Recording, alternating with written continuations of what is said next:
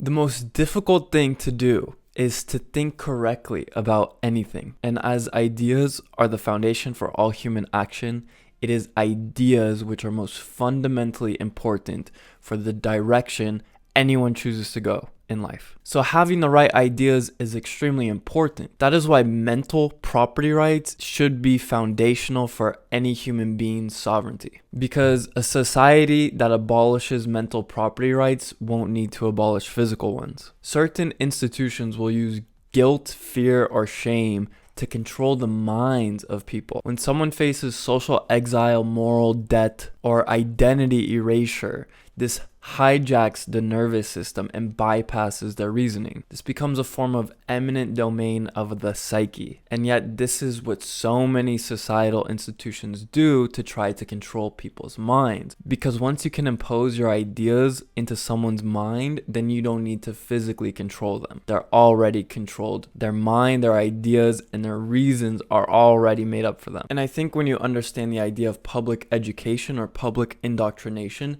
not just for children, but for adults through state-run media networks, it's not so much for understanding as it is to inform and fill one's minds with certain ideas. But the important question you have to ask is, what am I not thinking by thinking this certain idea? And this is Bastiat's idea of the test of a good economist. He said, we don't just have to look at the seen, we have to look at the unseen. What are the consequences of foregoing something else? In this moment, I can either do this or I can do this. Making these kinds of trade-offs, not just with physical actions, but with your ideas, is very important for deciding for yourself what you're going to do with your life. All the propaganda in the world is meant to make you emotionally charged to act in a certain direction. This is the power of influence, viscerally charging people to act in certain ways. But if you can think everything over and critically and over again,